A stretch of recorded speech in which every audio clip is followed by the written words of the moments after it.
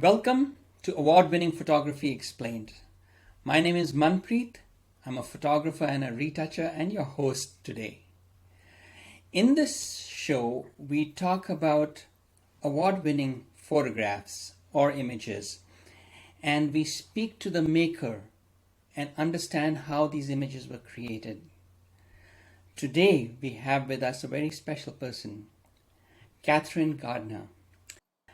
Kathryn provides big city photography in the small town of Nelson.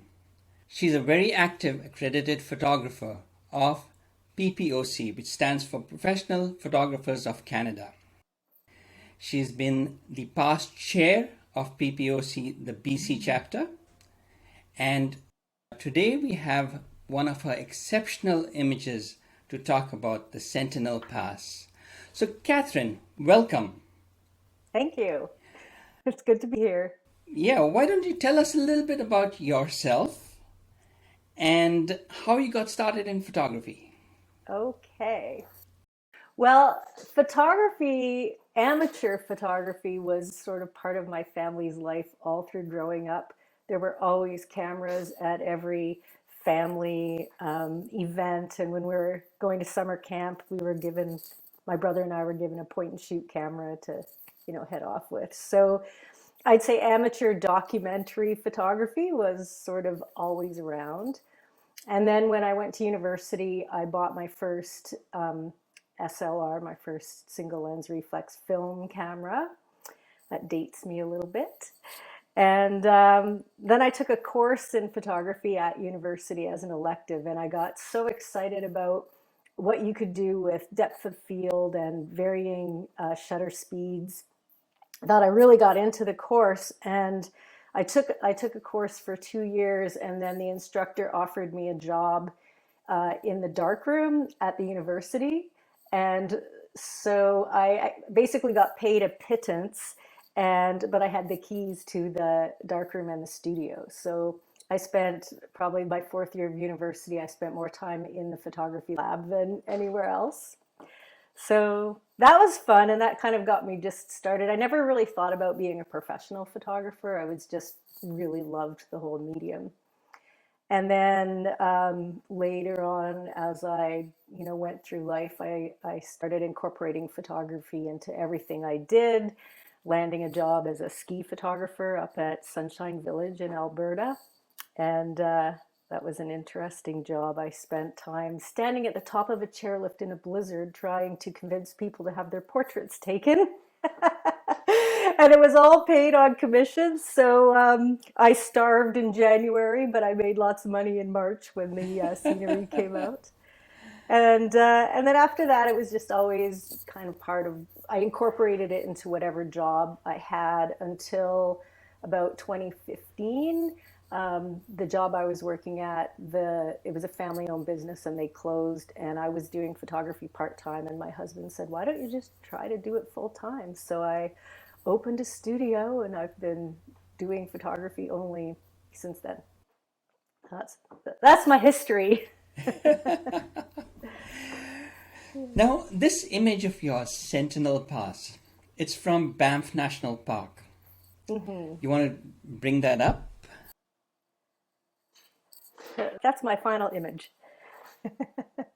So this image, Sentinel Pass, it is from Banff National Park, and it's an incredible, stunning image. Not one, generally when you think of Banff National Park, it's either Lake Louise or Moraine or some of the other lakes and more prominent tourist attractions. But this is an outstanding image on its own. And I love the way there's play of light, warm tones, cool tones, and your main subject stands out. It draws the eye in there and keeps the eye in the picture. So tell me, Kathryn, was this planned, or did you just happen to come by it? A little bit of both. With any kind of photography you do outside, you never know what you're going to get, so you can only plan to a certain extent. True, it's a collaboration with Mother Nature. That's right. That's right. And on this day, the gods really conspired to help me out. So I knew this area. I used to live in Canmore, Alberta, and I spent a lot of time in this area. And I'd done this hike several times, so I knew what the Sentinels looked like. And it's located above Moraine Lake in the Valley of the Ten Peaks, up in Nice. above Larch Valley, and but it's the last little pass to climb up. So as people hike up into the mountains, they drop off and drop off and drop off. So not everybody gets to Yes, this I spot. was in fact looking online, and it's not an easy trail to hike. No, it's a bit You, of a mu- slog, yeah, you especially at must the be in end. really good shape. I try. So on this particular day, my friend and I were exploring. We spent a week camping last summer in Banff National Park and did a lot of hiking. And it did rain a lot. We only had a couple of sunny days, but the day we woke up to do this hike, it was a pretty nice day. So I was very excited, and I knew what I was going for up at Sentinel Pass. So we hiked up, and this trail that you see right here is part of Larch Valley. A spectacular hike in September when all the larches turn yellow. We were there in July, so it was not quite yellow yet. But you can see the clouds started moving in, and my squiggly line up here. This shows the actual trail to Sentinel Pass. So we had hiked up to the end of what you can see below the clouds, and we decided to have lunch. And as we were having our lunch, the clouds just totally descended on us, and it started raining, and we're huddled under our umbrellas. And I was getting all disappointed because I really wanted to go to the top. And finally I was just like, I'm going. And my friend said, you're crazy. And she went down and had some hot chocolate and enjoyed her afternoon. And I went up, and so I hiked up through this red line that you see. And it was actually like driving rain. The rain was horizontal. I was holding an umbrella like a shield, trying to protect myself as I hiked up. But the whole time I was envisioning in my mind the sentinels and the clouds. And I was just praying that when I got to the top, there would be something really dramatic. So probably in the morning, I woke up thinking more of a bright, sunny, blue sky, scenic picture. But as I was hiking up in the clouds, I just manifested this sort of more dramatic scene. And so as I was hiking up, I got to the top, and this is what I saw.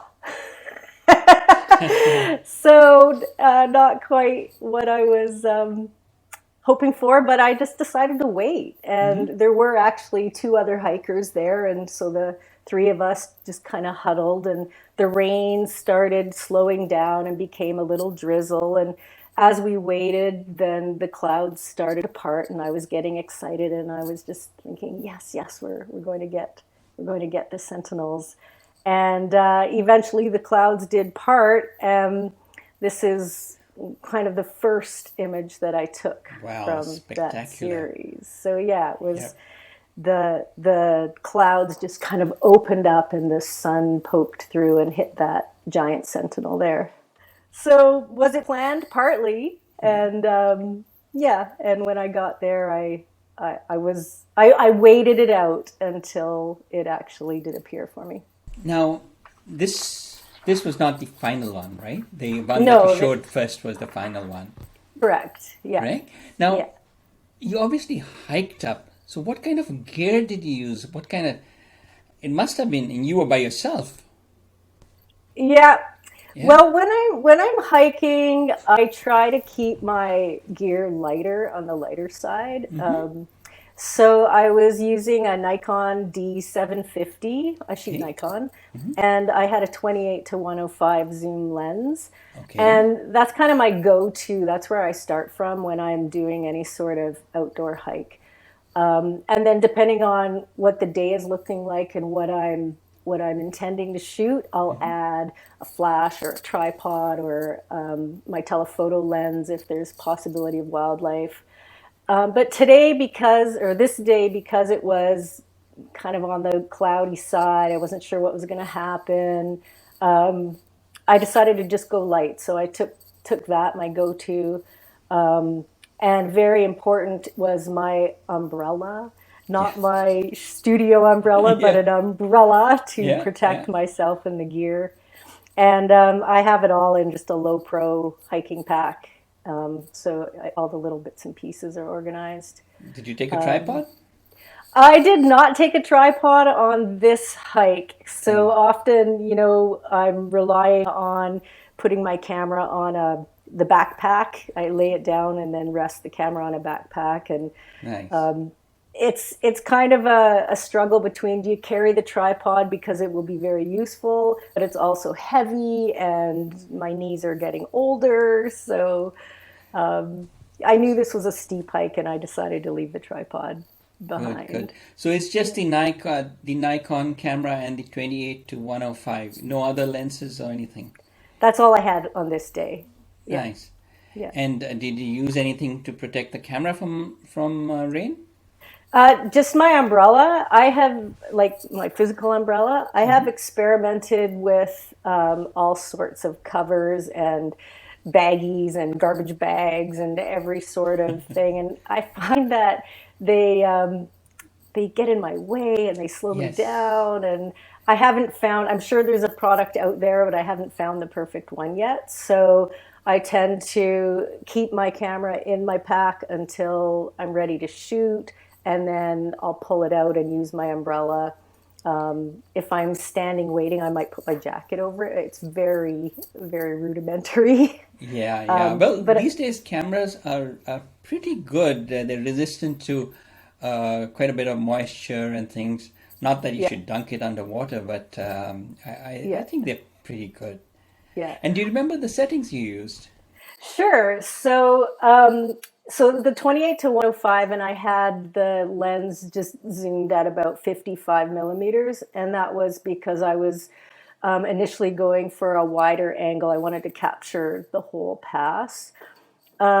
My f-stop was f8, and usually when I'm shooting, I'm thinking more aperture because I'm always concerned about the depth of field and the sharpness of the image and where you want the viewer's eye to go. And so in this image, I knew I wanted to have kind of a large area of focus, but I wanted the primary focus to be on the Sentinel, that big grand Sentinel there. So if you look at the back of the image, it is a little bit out of focus, but it's still sharp enough to see what's going on. Which actually draws the eye more towards the Sentinel. Yeah, the Yeah. combination of shutterness and the light helps Yes. that there.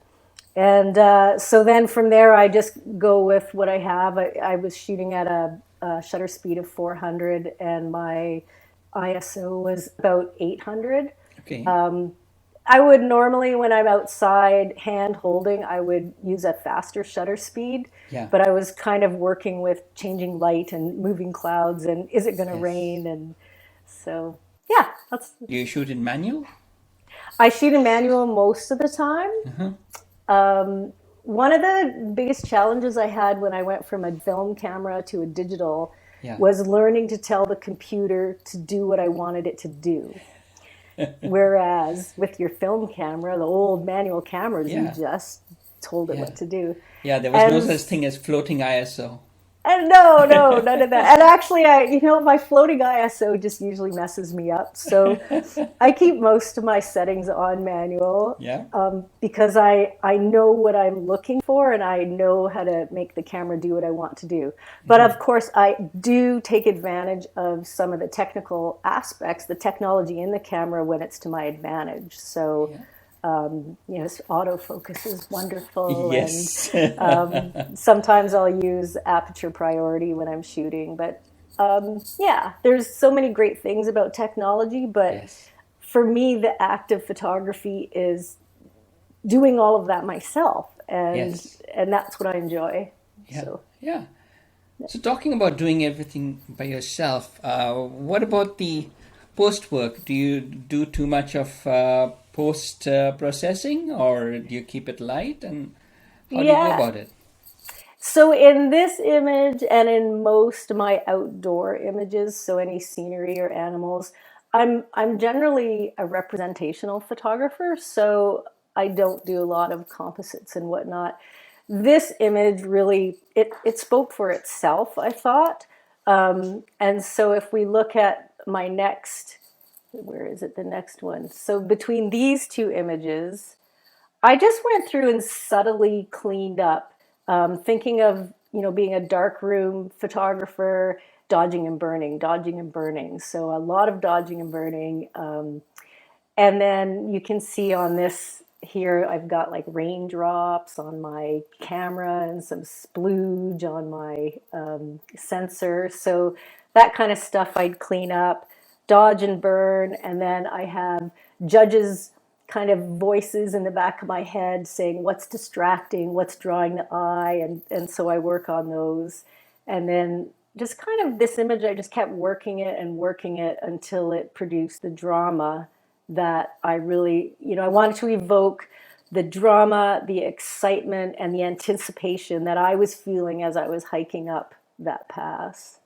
So this is the image I ended up with. Nice. You darken the corners a little bit, and I like the way the eye enters the top left, and is drawn with that bright cloud to the Sentinel. Yep.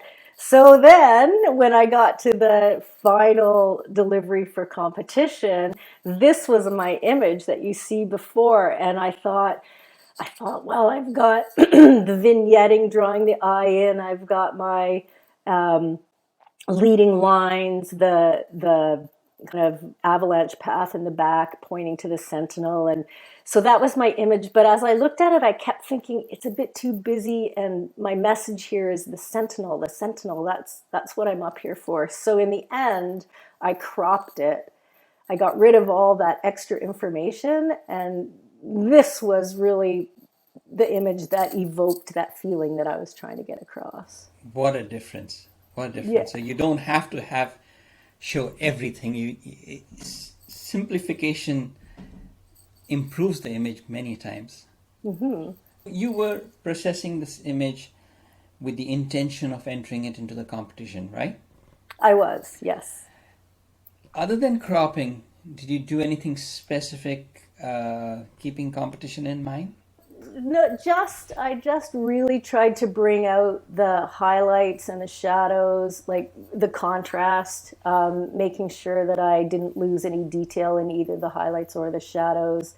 I really wanted to boost the story that was in my mind, but yeah, I think there was a couple of elements that I removed back here in the avalanche path. There were specks of snow, and maybe they're back here. See these specks of snow in the back. I thought that just distracted, and initially I wasn't going to crop it. I was wanting the whole image. So I just got rid of a few little things. But with this kind of image, I didn't feel it was necessary to be adding or removing any elements. Now, I do understand you are also a qualified judge, right? I am. I just got my Yes. judge's certification last fall. Well, congratulations. Thank you. So, in your opinion, what is it that judges look for in a landscape image? Oh, so definitely you want a story. You want that image to tell you something. There's so many beautiful images, but when you look at them, you're like, yeah, it's, there's not a story. So you're looking for a story. You're looking for technical excellence. So is the image sharp where it should be sharp? Is it drawing the viewer's attention to your main element? Are there any distracting elements? What else? The overall impact. When an image comes up, you want the judges to go, wow. And so that's the first thing. That if judges are reacting, and the reaction can be like, I hate it or I love it, but it's a reaction. Yes. And so from there, then you look at your composition, your technical excellence, your all the elements that go into it, your lighting, your use of the elements within the composition. Now, Yeah. other than the competition, you also do commercial work, right? You have a studio where you photograph portraits, yeah, and Yeah. businesses. Yeah. Um, I have kind of two photographic lives, Yeah. and for work, I work mostly with businesses. I do commercial photography in headshots, business portraits, product photography, a lot of content for websites and promotional social media, that kind of thing. And I really love working with people and having the collaboration of having an idea and creating it. And portraits, I love just kind of bringing out different personalities of people. And then the other side of me is kind of the roots of my photography being outside. And so my camera goes everywhere with me. Sometimes my husband's a little annoyed. Don't we all know the feeling, right? Yeah, exactly. And so I photograph like scenery and wildlife and people skiing and biking and all things wild. So, Nice. but those are mostly, that's kind of my play. And so when I'm shooting those kind of works, I'm not intending to sell anything. I'm not doing it for income. It's purely for pleasure. And then sometimes maybe someone wants to buy my work, and that's awesome. Yeah. So I do have a gallery appointment in 2024 in Nice. Nelson, and I'll be displaying some of my outdoor work there. Very So nice. Very it's nice. kind of fun. But no matter whether I'm shooting for business or shooting for pleasure, Yeah. those the judges are all in the back of my mind now. Yeah, I'm so always that was my thinking, next, that would have been my next question, is okay. entering these competitions, understanding how judges look at your image, has it impacted your photography outside of competition? That means in your professional photography or your personal photography. A, has it affected your photography? And B, has it impacted your business in any way? Has it helped you improve your business in any way? Absolutely on both counts. Since starting competition, and it's interesting when you enter the first time, and I didn't when I joined the PPOC, I did not enter any competitions for a couple of years. I didn't think that my photos were good enough, and I would look at what other people were producing, and I was really amazed. And so it took me some time before I felt I was ready. And then the first few images that I put up, I had some success and some rejected. And I worked so hard on them. But then when I compared them to what other people had submitted, I was like, oh, I'm missing something. So since then, whether I'm shooting for business or for pleasure, there's always the judge in the back of my mind. And it's a good judge, it's not a bad judge, but it's just saying, how can you make this better? Is there anything distracting? What's the story behind this image? Like, why are you taking it? And sometimes I'll be framing and then I'll realize I'm just taking the picture because I've held my camera for 5 minutes and I haven't used it, when really there's nothing in front of me. So it's made me a little bit more discerning, almost bringing you back to the days of film when you had 36 Or images and that 24? was it, or 24. Yeah. So I think my photography has improved immensely. And then I know people have watched my social media. I don't do Facebook so much anymore. I'm more in Instagram world. But if you look back in my older work, people comment on, wow, you're really improving. And then I'm recommended to people and then I get more work. So it helps in so many different ways. And it's also helped your business in terms of how clients look at you? Um, I've got a couple of my plaques on the wall in my studio, so when people come in, they see them. Um, I think people are impressed, and I think sometimes they feel like, oh, I'm being photographed by someone who's award winning, you It know. also So gives them it confidence because that's remember, true. clients That's are also true. a little nervous. So when they come to you, they Yeah. see validation in those certificates. Yes, that's very true. That's Nice. very Now, true. this Yeah. image itself got a best in class for the BC Image Salon in 2021, Mm-hmm. right? Mm-hmm. Yes, it did. Now, It was very exciting. let's change gears a little and talk about you. You were the past chair of PPOC BC chapter. Mm-hmm. As a past chair, as someone who's been very active with the association, how would you say that professional photographers of Canada can help a photographer?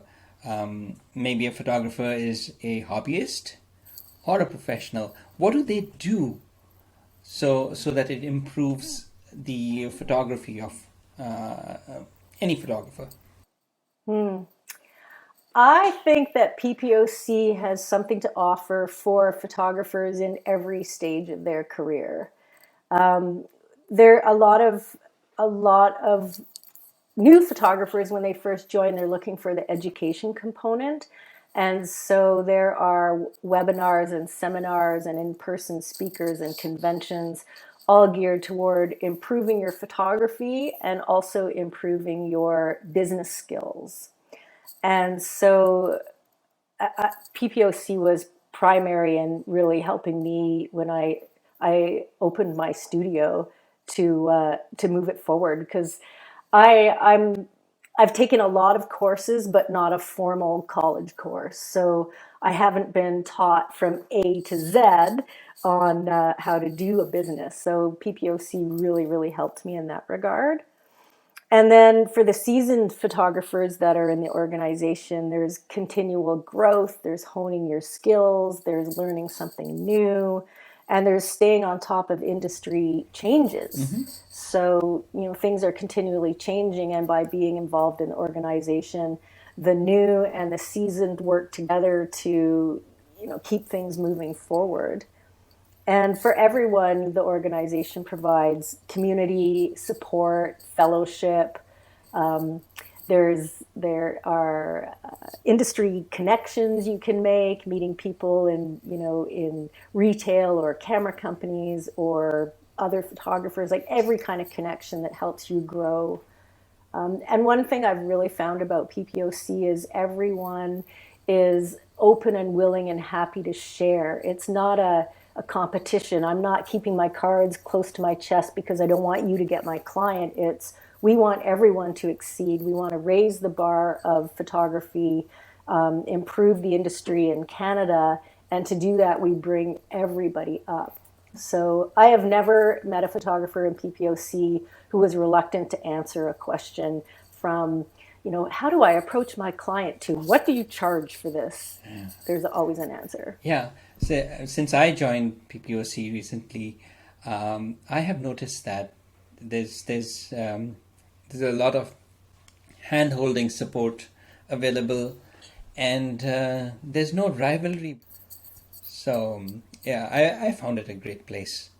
Mm-hmm. Before this, photographers would always be solo, solo warriors. But here, it's a community. Yes. Now, what kind of advice would you give somebody who is aspiring to make images such as what you have shown here? If they are starting out in photography and want to improve and take pictures just like yours. So the first thing I would advise them is to get out their manual and study the manual with the camera and learn how to use the camera. Manuals are pretty thick and they're a little bit scary, but there's basics: the shutter speed, the aperture, the ISO, how those work together. Once you are comfortable with your camera, then you are more able to create an image that you have in your mind because you know what to do with the camera. And then you want to go from there and start studying photographs. So look at books, look at galleries, look at other people's photography, look at them, decide what you like, what you don't like, and then, so you can kind of emulate what it is, like honing your skills. And then take lots and lots and lots of pictures, but always have an intention when you take pictures. So when I first started using my camera, I literally had, it was days of film, so I had 24 pictures or 36 pictures, and I had a little notebook. And because in those days I didn't have a computer program that remembered the f-stop and the shutter speed and whatnot, I wrote it all down. And then when 2 weeks later I got my prints back from the lab, I would look at the specs, I would look at the specs and the picture, and I would see what worked and what didn't. And it's so easy to do that now with digital Yes. because the camera captures all that information. Yes. So you want to like look at what you did and what was the result, and then you know where to go from there, what to change. Well, Yeah, that's great just a lot advice. of Yeah, shooting. absolutely. And Yeah.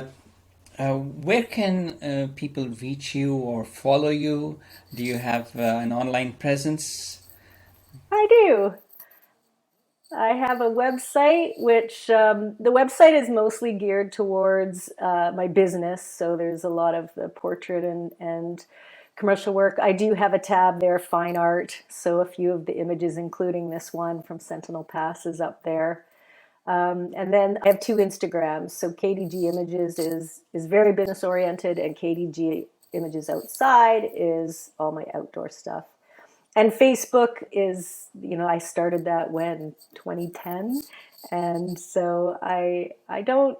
I've put a little bit of things there, but it's a different audience in Facebook and Instagram. So yeah. Well, thank you so much, Catherine. It has been such a pleasure understanding your image, getting to know you better, and uh, look forward to seeing your next competition image. All right. Well, thank you, Manpreet. It's been wonderful to chat with you, and thank you for inviting me here. Thank you.